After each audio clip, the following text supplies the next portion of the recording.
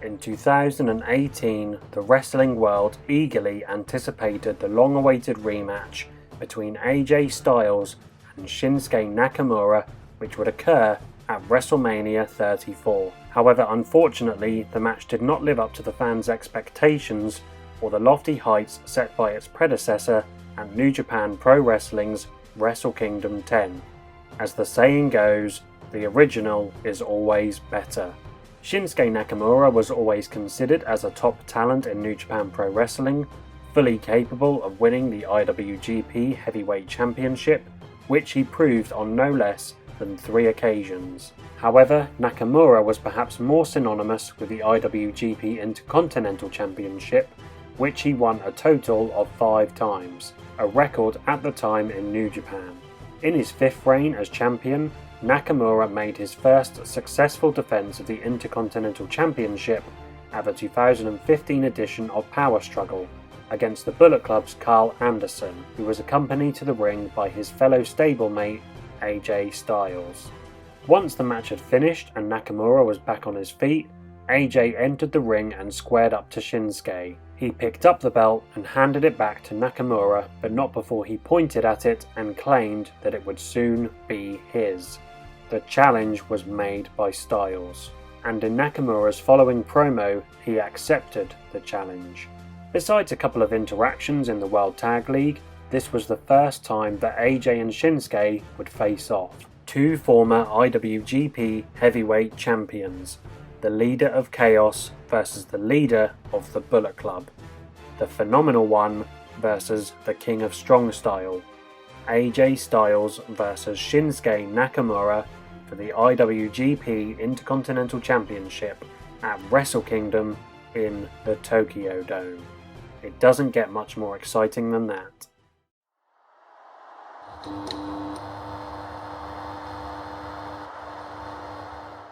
What's up, wrestling fans? My name is Aaron and this is Wrestling by Waldridge, and welcome to Season 1, Chapter 7 of Under Analysis, where in today's video I will be looking at the first match between Shinsuke Nakamura and AJ Styles for the IWGP Intercontinental Championship at New Japan Pro Wrestling's WrestleKingdom 10. If you're new here, welcome to the channel, and if you're returning, it's wonderful to see you again. If you enjoy this video, please subscribe to the channel, please hit that like button, give it a share across social media, and hit the notification bell to be notified when I release new videos on the channel, as well as Chapter 8 of Under Analysis, which, as always, I will be hinting towards at the end of the video, so you've got to stick around. AJ Styles makes his entrance first, looking like an absolute badass. I would have loved to have that Bullet Club face mask for the past couple of years. And then out comes Shinsuke Nakamura to perform his iconic entrance. Red Shoes calls for the bell and the match begins. The 2 competitors size each other up before trading momentum in a short but fast-paced mat wrestling sequence. They lock up in another short sequence which results in Styles narrowly avoiding a bombier from Shinsuke after a plethora of reversals from both men. The 2 athletes lock up again. Shinsuke maneuvers Styles against the ropes. He steps back and then taunts AJ with a "come on!" AJ responds with his signature Bullet Club pose, but Nakamura hilariously catches the bullet and swallows it. I am absolutely loving this immediate story of one-upsmanship. Nakamura runs the ropes, but he's caught with a phenomenal dropkick, so AJ strikes a phenomenal pose. However, Nakamura quickly regains control with a couple of swift kicks to the midsection before executing a snapmare knee drop combination onto Styles' face. Shinsuke then cheekily strikes a phenomenal pose of his own. Nakamura picks up Styles and Irish whips him into the corner. AJ throws an elbow at Shinsuke and then climbs to the top turnbuckle, but Shinsuke pulls him off. Styles lands hard onto the mat and begins to sell pain in his lower back. AJ is feigning the injury though, as he stands up and attacks Shinsuke who had been forced into the opposite corner by Red Shoes. Very clever heel psychology from AJ to regain the upper hand. AJ begins to work over Shinsuke at a nice methodical pace until he eventually applies a Mutalock. However, Nakamura manages to reach the bottom rope to break the hold. Shinsuke attempts a comeback, but it's quickly thwarted by a hard right from AJ, who follows up with a stinger splash. But Nakamura fights back again. He counters a body slam, applies a sleeper hold, but AJ rolls through. He throws a clothesline, but that is reversed into a move that is similar to Sheamus's Irish Curse backbreaker. It's still early days, but this match has a very nice ebb and flow to it. AJ rolls to the outside of the ring, selling his back for real this time, aided by excellent facial expressions. But Shinsuke also rolls outside to meet AJ before driving him into the guardrail,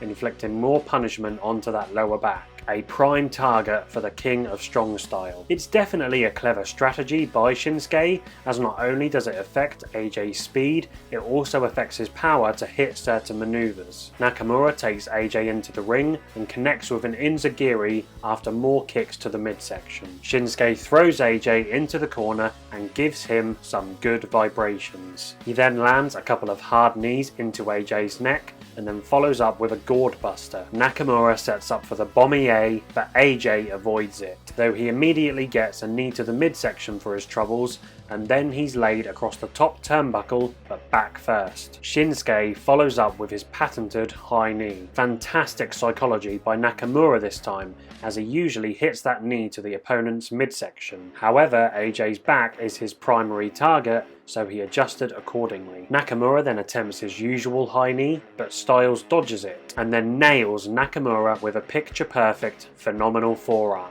But Styles is unable to make the cover because of the pain emanating from his back. It's excellent selling by AJ, which he displays more of in the next sequence. AJ looks for a suplex, but he's unable to lift Shinsuke, so instead he adopts a lower base and uses his weight to hit a snap suplex. Amazing work by Styles. AJ attempts a Styles clash, but it's reversed by Shinsuke, only for AJ to transition into the calf killer. Shinsuke quickly grabs onto the bottom rope. AJ pulls Shinsuke away from the ropes, but he eats a spinning back heel kick. Nakamura tries for an exploder suplex, but AJ prevents it from happening. So Nakamura instead hits a backstabber, which allows him to hit the exploder suplex. Nakamura calls for the Bomb-E-A again, but Styles avoids it again, and then he manages to apply the calf killer again. This match has featured some incredible counter wrestling by these two competitors, and it only gets better as Shinsuke teases a tap out, but then he's able to counter it into a cross arm breaker. Styles breaks free with a stiff forearm to the face. Styles then performs a backflip from the top rope, but completely misses Nakamura. It's uncertain whether he was attempting a different maneuver here. Nevertheless, he landed on his feet, so it didn't look too messy. AJ lifts Nakamura up for the torture rack and then plants him back onto the mat with a rack bomb. Covers, but Shinsuke kicks out at 2. AJ looks for another Styles clash, but Shinsuke avoids it, rolls through, throws another Bomb-E-A, but once again he misses it. But he backs himself up onto the top turnbuckle and this time connects with a diving Bomb-E-A. But like AJ from earlier, Shinsuke has taken too much damage to attempt to cover. Both men begin to show some wear and tear as they slowly rise to their knees, before trading stiff shots in a traditional New Japan fighting spirit segment. The intensity between these two has been nothing short of fantastic. I've definitely winced on more than a couple of occasions. Nakamura performs his striking combination, but Styles avoids the big forearm, and then connects with an awesome facebuster for a close 2 count. We then see a super exciting sequence as AJ hits a striking combination of his own, which is reversed by Nakamura. Shinsuke knees AJ, throws an axe kick, AJ avoids it, hits a Pele kick, but Shinsuke maintains his footing and then follows up with the Bomb-E-A. Shinsuke rolls over to make the cover, but somehow AJ gets his shoulder up just before the 3. Shinsuke then goes for a landslide, but AJ counters it into a crucifix pin for another close 2 count. Nakamura desperately looks for a third Bomb-E-A, but he runs straight into a brutal knee strike from AJ. Sensing blood, AJ climbs to the top turnbuckle and then hits a massive 450 splash onto Shinsuke. AJ covers, but Shinsuke gets his shoulder up. Styles is in despair, but the crowd are absolutely rocking. We then see the counter of all counters as AJ throws a back fist, but Shinsuke catches it,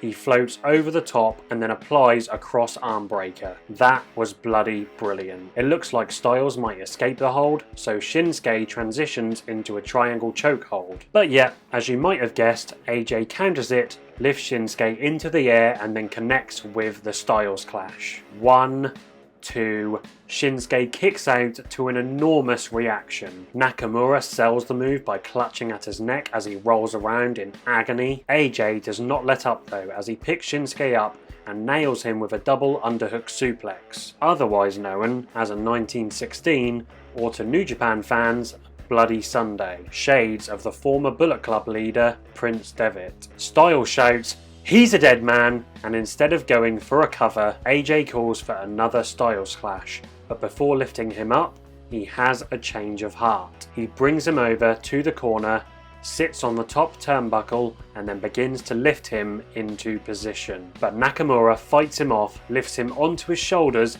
and then hits a huge avalanche landslide. 1, 2, Styles kicks out. Oh my days, the Tokyo Dome is going bananas. Styles tries to crawl away, but it's to no avail as Shinsuke runs up and hits a third Bombier. And then for good measure, he hits AJ with a fourth Bombier. 1, 2, 3. Shinsuke Nakamura retains the IWGP Intercontinental Championship. Eventually, both men rise to their knees and bump fists in an awesome display of respect. And what a display of professional wrestling this match was. It's rare that New Japan has a complex backstory heading into a match, but this promotion and its performers consistently excel in-ring storytelling, and this match proved to be no different as it told an excellent in-ring story based on traditional wrestling tropes. As I mentioned in the breakdown, this match immediately told a story of one-upsmanship, and not just in regards to the wrestling itself, but also the mind games. And as the match progressed, this story in particular transformed into one where AJ and Shinsuke were just throwing everything in their arsenals at each other. It became a complete battle of wills. Nakamura's work to AJ's lower back was another integral story, which gave the match more meaning and direction, especially in the middle portion of the match. And I also liked how there was emphasis placed on whether AJ could connect with the Styles Clash or whether Nakamura could hit the Bombier.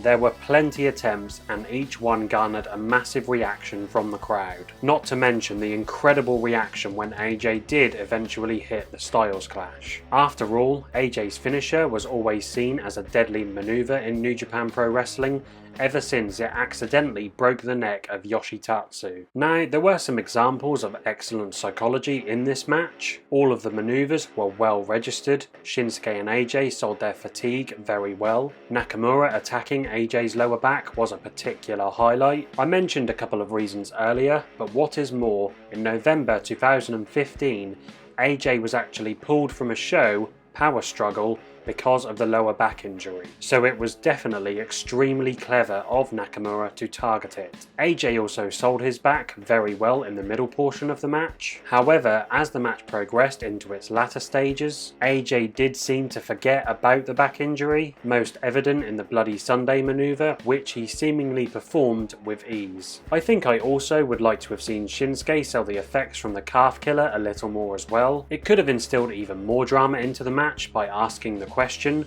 of whether Nakamura's striking ability was effective enough to put AJ away. Nevertheless, I still gave the psychology a 5 because whilst it wasn't perfect, I thought the good far outweighed the bad. As for the work rate, I can't talk highly enough about it. The counter wrestling alone would probably be sufficient enough for me to give this a 5. There really was an abundance of excellent reversals. There was also a nice mix of technical wrestling and strong style, and if you watch this match back, it's easy to see why Shinsuke is known as the king of strong style. The intensity in his striking is absolutely fantastic, and Styles, to be fair to him, was right up there with him. Now, what I find interesting about the excitement of this match is that it actually could have been greatly affected, because only hours after the event finished, AJ and Shinsuke confirmed that they would be leaving to the WWE. So we could have had a real Brock Lesnar versus Goldberg situation at WrestleMania 20 on our hands. Alas, we did not,